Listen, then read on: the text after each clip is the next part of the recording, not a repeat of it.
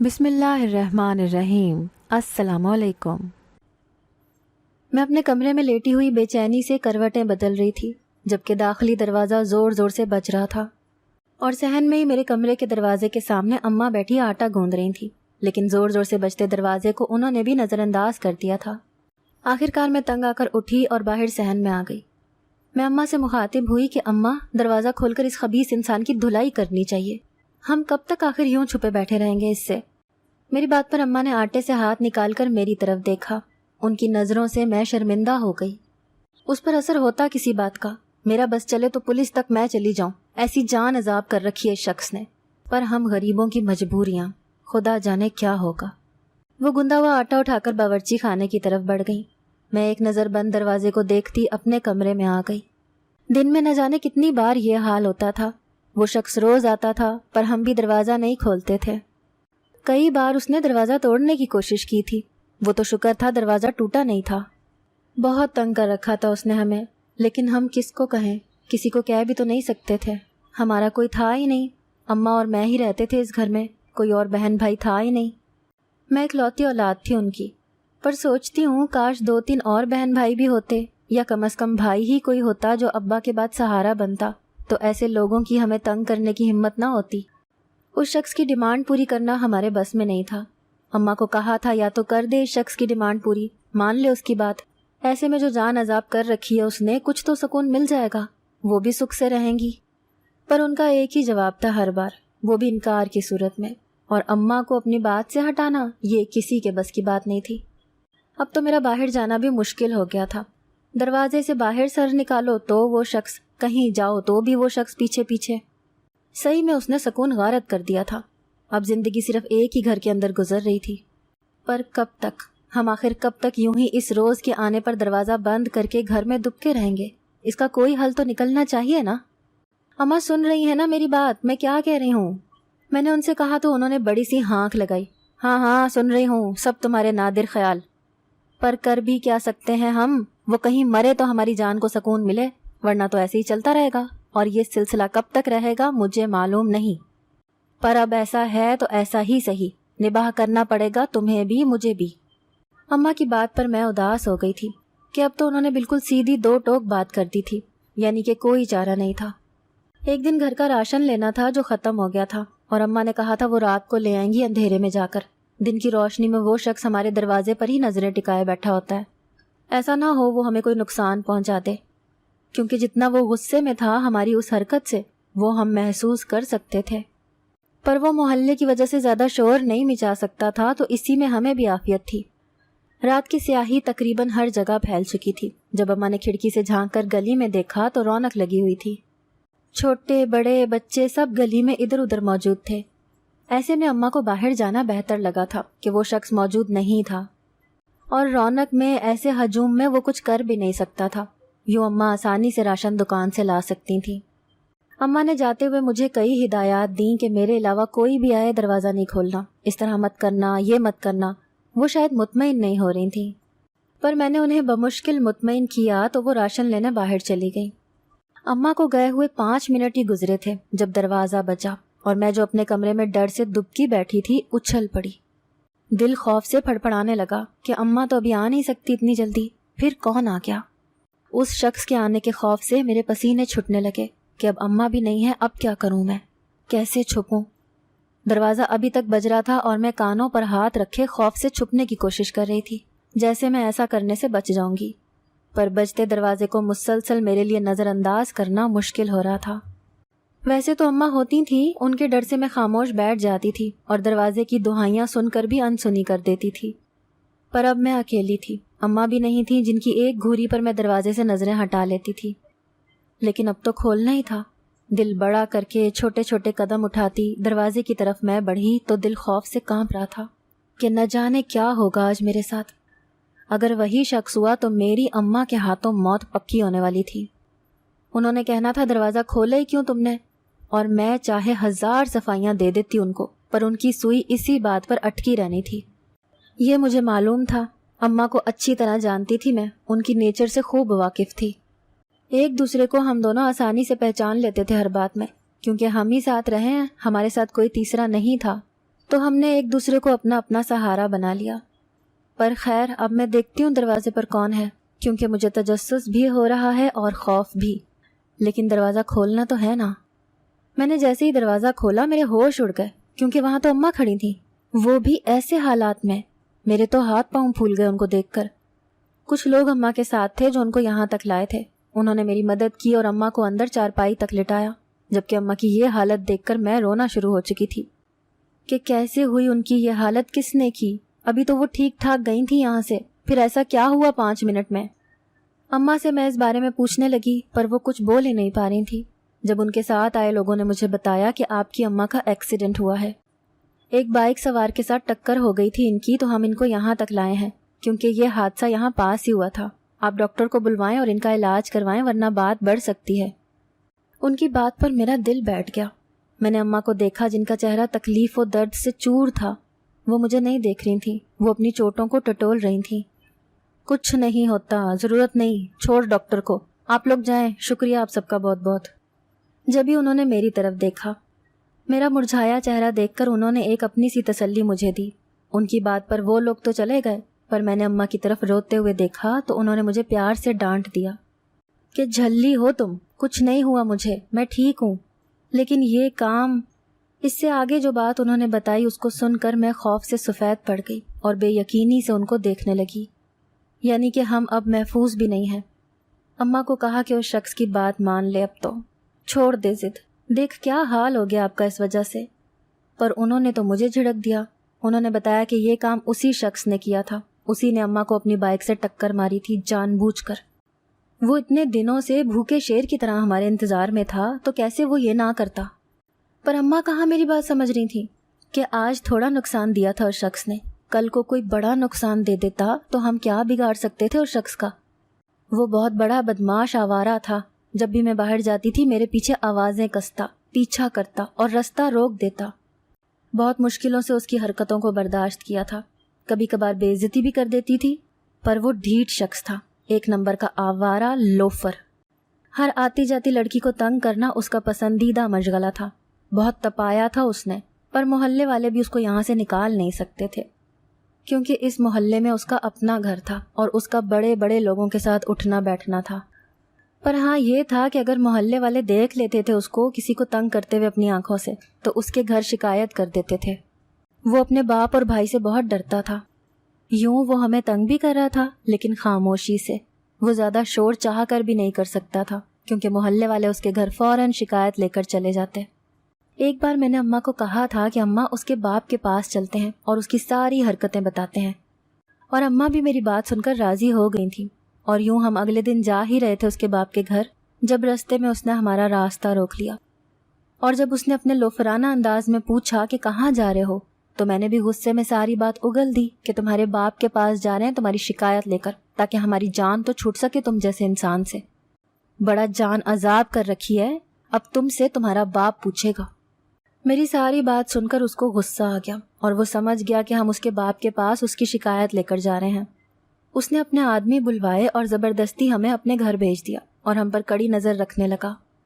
جب بھی ہم کوشش کرتے اس کے باپ کے پاس جانے کی، جانے کیسے اس کو خبر ہو جاتی اور وہ غصہ ہو کر ہمیں مارنے تک آ جاتا۔ پھر اس کڑی نگرانی میں ہم نے یہ ارادہ ترک کر دیا۔ اب تو کبھی دھیان ہی نہیں گیا تھا کہ اس کے باپ کے گھر جائیں اس کی شکایت لے کر اور اس کی رکھی ہوئی ڈیمانڈ ان کو بھی بتائیں۔ جب سے اس شخص نے اپنی بات رکھی تھی ہمارے سامنے تب سے یہی حال تھا، روز اپنی بات پوچھنے آ جاتا کہ ہم کب راضی ہو رہے ہیں، اس کی بات کب مان رہے ہیں۔ روز روز انکار کر کر کے تنگ آ کر اماں نے اس کے لیے گھر کا دروازہ کھول نہیں چھوڑ دیا تھا، اور آہستہ آہستہ ہم بھی اسی وجہ سے گھر کے اندر قید ہونے لگے تھے تاکہ اس شخص سے دور رہیں ہم اور وہ بھی یہ بات بھول جائے اور ہمیں تنگ کرنا چھوڑ دے۔ پر ہماری سوچ الٹی تھی، اس نے تو آج انتہا کر دی تھی اپنی بدماشی کی، اماں کا ایکسیڈنٹ کر دیا تھا اس نے، اور اب بھی ہم چپ رہتے تو پھر اس شخص کا دل اور بڑا ہو جانا تھا۔ اب میں نے بھی سوچ لیا تھا کہ کیسے بھی کر کے اس کے باپ تک جانا ہے۔ میں نے اماں کو نہیں بتانا، کوئی بہانہ کر دوں گی، پر اس وقت فی الحال مجھے ڈاکٹر کو لینے جانا تھا جو کچھ دور ایک نکڑ پر تھا، اس لیے میں اماں کے لاکھ منع کرنے کے باوجود چادر اوڑھ کر گھر سے باہر نکل آئی۔ آج اتنے دنوں میں باہر کی دنیا دیکھ کر دل میں حسرت سی جاگی جو اس شخص نے چھین لی تھی اپنی حرکتوں سے۔ آس پاس بڑے دھیان سے دیکھتی میں آگے چل رہی تھی جب کچھ دیر بعد ڈاکٹر کے کلینک پر پہنچی۔ بڑی منت سماجت کے بعد میں نے ان کو اپنے ساتھ آنے پر راضی کر لیا۔ وہ کہہ رہا تھا اپنی اماں کو یہاں لے آؤ، اس کے پاس پہلے ہی رش ہے، وہ نہیں چل سکتا۔ پر میری مجبوری تھی کہ اماں چل نہیں پا رہی تھیں اور میں اکیلی اس کو یہاں تک لا نہیں سکتی تھی۔ یوں ڈاکٹر کو اپنے ساتھ لے جا رہی تھی جب راستے میں وہ شخص مجھے نظر آیا۔ میں نے فوراً سے اپنا چہرہ ڈھک لیا تاکہ وہ مجھے دیکھ نہ سکے، پر اس نے دیکھ لیا تھا، اسی لیے تو وہ میرے پاس آیا تھا اور ہنسنے لگا کہ اپنی ماں کے لیے ڈاکٹر ڈھونڈ رہی ہو، ایسا ہی ہوگا اگر میری بات نہیں مانی۔ کل تک جواب دے دینا مجھے میری بات کا، اور اپنی ماں کو کہو ضد سے ہٹ جائے، ورنہ اس بار اس سے بھی کچھ بڑا کروں گا۔ اس کی دھمکی بھری بات پر میں نے ڈاکٹر کی طرف دیکھا۔ وہ بھی اس شخص کو جانتا تھا اور اس کے روب و دبدبے میں وہ بھی خاموش تھا، اس لیے میں بنا اس شخص کو کوئی جواب دیے آگے چل دی۔ اماں کا چیک اپ کرنے کے بعد ڈاکٹر کچھ دوائیاں لکھ کر دے گیا۔ میں فوراً وہ دوائیاں لے آئی اور اماں کو کھلائیں، تب جا کر اماں دوائیوں کے زیر اثر سو گئیں، اور میں ساری رات جاگتی اس شخص کی باتوں کو سوچ رہی تھی کہ اماں کو کیسے راضی کروں۔ اگر اس نے مزید اماں کو نقصان پہنچایا تو اماں کی یہی تکلیف مجھ سے نہیں دیکھی جا رہی تھی، مزید ان کو تکلیف اپنی وجہ سے دینا مجھے منظور نہیں تھا، اس لیے ہر حال میں اب ایک فیصلہ کرنا تھا، پر کیسے؟ اگلے دن اماں جب اٹھیں تو ان کے زخموں میں بہت درد تھا، وہ بہت زیادہ تکلیف میں تھیں۔ میں نے ناشتے کے ساتھ ان کو دوائی بھی دے دی تھی اور ان کے سونے کا انتظار کرنے لگی۔ ڈاکٹر نے ان کو نیند کی دوائی بھی دی تھی تاکہ وہ زیادہ سوئیں اور تکلیف کو محسوس نہ کریں۔ جب وہ سوئیں گی تو میں موقع جان کر ضرور اس شخص کے باپ کے گھر جاؤں گی اس کی شکایت کرنے، پر بس دعا یہی تھی کہ راستے میں وہ شخص مجھ سے نہ ٹکرائے۔ خود کو مکمل طور پر ڈھک کر تاکہ کوئی پہچان نہ سکے میں گھر سے باہر نکلی اور رخ اس شخص کے گھر کی طرف کیا۔ میرے ہاتھ پاؤں کانپ رہے تھے اس ڈر سے کہ وہ راستے میں نظر نہ آ جائے، اسی لیے زبان پر ورد جاری تھا۔ جب اس شخص کے گھر پر پہنچی تو وہاں کا منظر دیکھ کر مجھے دھچکا لگا۔ میرے لیے اس منظر پر یقین کرنا مشکل ہو گیا تھا۔ سامنے اس شخص کے گھر کے باہر پولیس کھڑی تھی اور اسے دبوچے ہوئے تھی۔ وہاں اس کا باپ، بھائی اور مزید کچھ محلے کے لوگ موجود تھے۔ مجھے جب اپنی آنکھوں پر یقین آیا کہ ہاں جو میں دیکھ رہی ہوں وہ بالکل سچ ہے، تو اس منظر سے دل میں ٹھنڈک اتر گئی اور تشکر بھری نظروں سے میں نے آسمان کی طرف دیکھا۔ پولیس کے جانے کے بعد میں نے آس پاس سے معاملہ جانا تو معلوم ہوا کہ وہ کسی غیر قانونی کام میں ملوث تھا جس کا پولیس کو معلوم ہو گیا تھا، اور وہ پولیس اسے گرفتار کرنے آئی تھی اور یوں اس کو گرفتار بھی کر کے گئی تھی۔ میں خوشی خوشی گھر واپس لوٹ آئی کہ اب سکون ہوگا۔ اس کے باپ نے بھی اس شخص کی گرفتاری دے دی تھی، یوں اس کو آزادی آسانی سے نہیں ملنی تھی۔ میں گھر آئی تو اماں جاگی ہوئی تھی، مجھ سے پوچھنے لگیں کہ کہاں گئی تھی تم؟ تو میں نے اسے ساری بات بتائی کہ کیسے اس شخص کو پولیس گرفتار کر کے لے گئی اور کیوں۔ تو یہ سن کر اماں بھی خوش ہو گئی اور اس نے سکون کا سانس لے کر اس رب کا شکر ادا کیا۔ اماں نے میری بھی فوراً نظر اتاری کیونکہ اس شخص کی نظر مجھ پر ہی تو تھی۔ اس کی بات تھی کہ اماں میری شادی اس شخص سے کروا دے تو وہ تنگ کرنا چھوڑ دے گا ہمیں، اور اس بات پر اماں نہیں مان رہی تھیں اس آوارہ شخص کو اپنی بیٹی دینے کے لیے۔ جب اس نے ہمیں تنگ کیا میں نے اماں کو سمجھایا تھا کہ میری شادی کروا دے اس کے ساتھ، اس طرح اماں کو تو سکون مل جائے گا، پر وہ میری ماں تھی، خود غرض نہیں تھی۔ کچھ دن تو ہمارے بڑے اچھے اور سکون سے گزر گئے۔ اماں بھی آہستہ آہستہ ٹھیک ہونے لگی۔ انہی دنوں میرے لیے ایک رشتہ آیا، لڑکا بہت اچھا تھا، اماں کو بہت پسند آیا، گھر بھی اچھا تھا، صرف باپ اور بیٹا تھا گھر میں۔ اماں نے میرا رشتہ وہاں طے کر دیا اور انہوں نے شادی جلدی کرنے کا کہا تھا۔ اماں بھی خوش تھیں، فوراً ہتھیلی پر انہوں نے سرسوں جمائے اور میری شادی کر دی۔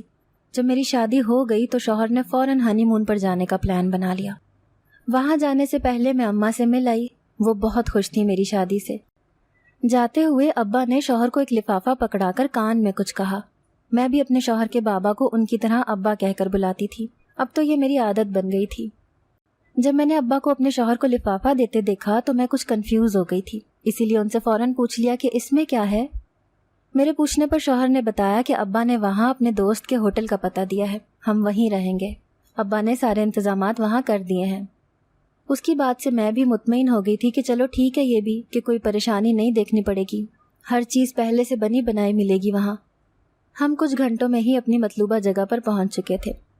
ایئرپورٹ سے نکلتے ہوئے شوہر نے مجھے ایک گاڑی میں بٹھا دیا اور وہی لفافہ ٹیکسی والے کو دے کر کہا، تم اس پتے پر جاؤ، مجھے کچھ سامان لینا ہے، اور مجھ سے کہا کہ میں کچھ دیر میں آ جاؤں گا۔ اس ٹیکسی والے نے لفافہ لے کر اپنے پاس رکھ دیا اور گاڑی سٹارٹ کر دی۔ کچھ دیر بعد ڈرائیور نے ہلکا سا لفافہ کھول کر چیک کیا اور واپس رکھ دیا۔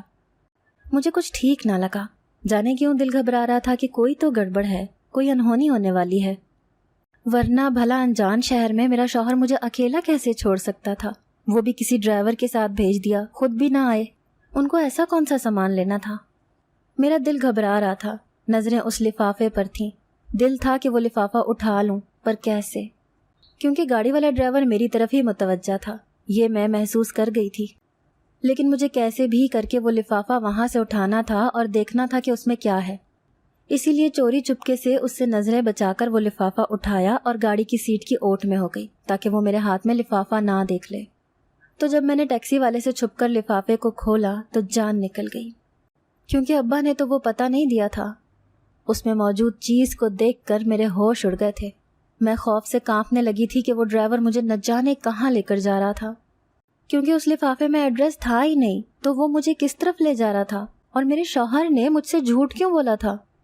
میں انہی سوچوں میں گم تھی جب ایک جگہ گاڑی رکی اور وہ ڈرائیور گاڑی سے باہر نکلا اور مجھے بھی کہا کہ میڈم باہر آ جائیں، گاڑی آپ کی منزل پر آ گئی ہے۔ اس کے کہنے پر میں نے گاڑی کی کھڑکی سے اپنی منزل دیکھی تو حیرت زدہ ہو گئی۔ وہ ایک کھنڈر جگہ تھی۔ مجھے اس جگہ سے خوف آنا شروع ہوا اور اس شخص سے پوچھا کہ مجھے یہاں کیوں لائے ہو؟ تو کہنے لگا آپ کو یہیں لے کر آنے کا مجھے کہا گیا ہے، چلیں اب جائیں، مجھے واپس بھی جانا ہے۔ اس کی بات پر میں نے روتے ہوئے اس کے سامنے ہاتھ جوڑ دیے کہ مجھے یہاں سے واپس لے جائے، اپنے شوہر کے پاس واپس چھوڑے مجھے، پر اس نے میری ایک نہ سنی اور مجھے گاڑی سے کھینچ کر اتار دیا اور میرے ہاتھ سے لفافہ چھوٹ کر زمین پر گر گیا اور اس میں پڑے وہ سارے پیسے زمین پر بکھر گئے۔ وہ یہ دیکھ کر غصے سے آگ بگولا ہو گیا کہ میرے پیسے چوری کر رہی تھی تم، حالانکہ میں چوری نہیں کر رہی تھی، میں تو صرف یہ دیکھ رہی تھی کہ اس لفافے میں کیا ہے، اور اس لفافے میں پیسے تھے جو ابا نے دیے تھے میرے شوہر کو اس ڈرائیور کو دینے کے لیے۔ وہ شخص اپنے پیسے اٹھا کر وہاں سے چلا گیا۔ اس کے جاتے ہی جو شخص میرے سامنے آیا اس کو دیکھ کر میرے پیروں تلے سے زمین نکل گئی۔ یہ تو وہی تھا، وہی شخص جو ہمارے محلے میں ہمیں تنگ کرتا تھا، مجھ سے شادی کرنا چاہتا تھا۔ یہ تو جیل چلا گیا تھا، پر اس نے کہا کہ مجھے دیکھ کر حیران ہو گئی ہو نا تمہیں پوری بات بتاتا ہوں میں۔ تمہارے شوہر سے میں نے تمہیں خریدا ہے کچھ دنوں کے لیے، کیونکہ تم میری ضد ہو۔ عزت سے کہا تھا کہ شادی کرو، پر تم اور تمہاری ماں نہیں مانی۔ میرے گرفتار ہوتے ہی تمہاری ماں نے تمہاری شادی رچا لی۔ میں جب جیل سے چھوٹا تو یہ بات مجھے معلوم ہوئی تو تمہاری تلاش کی اور تمہارا پتہ لگایا، پھر تمہارے شوہر سے بات کی، وہ پیسوں کے لیے مان گیا اور کہا کہ وہ تو تمہیں میرے استعمال کے بعد طلاق بھی دے دے گا۔ اس کا باپ بھی بڑا لالچی تھا، اسی لیے تمہیں دوسرے شہر ہم لے کر آئے ہیں تاکہ یہاں مجھے روکنے والا کوئی نہ ہو۔ یہ کہہ کر وہ مجھے گھسیٹ کر اس کھنڈر بلڈنگ کے پاس لے جانے لگا، پر میں اس وقت خود کو بچانا چاہتی تھی، اس کے ہاتھ پر زور سے کاٹ کر اس سے دور جانے لگی اور بھاگتے بھاگتے سڑک پر نکل آئی۔ وہ بھی میرے پیچھے پیچھے تھا جب میں ایک گاڑی سے ٹکرا کر گر گئی اور بے ہوش ہو گئی۔ جب میری آنکھ کھلی تو میں ہسپتال میں تھی، اور جس شخص کو میں نے وہاں دیکھا مجھے لگا اللہ نے میرے لیے فرشتہ بھیج دیا ہو۔ وہ اسی شخص کا باپ تھا۔ میں نے رو رو کر ساری بات ان کو بتائی اور اس کے بیٹے کی ساری حرکتیں، اور یہ بھی کہ میں ان کے محلے کی لڑکی ہوں، تو انہوں نے اس بار خود اس شخص کو پولیس کے حوالے کر دیا اور مجھے واپس اپنے شہر لے آئے۔ وہ اپنے کسی کام سے آئے ہوئے تھے وہاں پر، اپنے بیٹے کی حرکتوں سے تنگ تو وہ بھی آئے ہوئے تھے۔ مجھے لگا میرے لیے اللہ نے فرشتہ بھیج دیا ہو۔ میں اب واپس اپنی اماں کے ساتھ رہتی ہوں۔ میرے شوہر نے بھی مجھے طلاق دے دی تھی، ویسے بھی ایسے شخص کے ساتھ میں بھی نہیں رہنا چاہتی تھی۔ جب انتخاب کریں تو سوچ سمجھ کر کیا کریں اپنی بیٹی کے لیے، اس کی پوری زندگی کا سوال ہوتا ہے۔ اگر آپ کو آج کی ہماری کہانی پسند آئی ہے تو اسے لائک کیجیے اور اپنے پیاروں کے ساتھ شیئر کیجیے، اور ہاں، اگر ابھی تک آپ نے ہمارا چینل سبسکرائب نہیں کیا تو ضرور کیجیے۔ ملتے ہیں کل ایک نئی اور دلچسپ کہانی کے ساتھ، تب تک کے لیے اللہ حافظ۔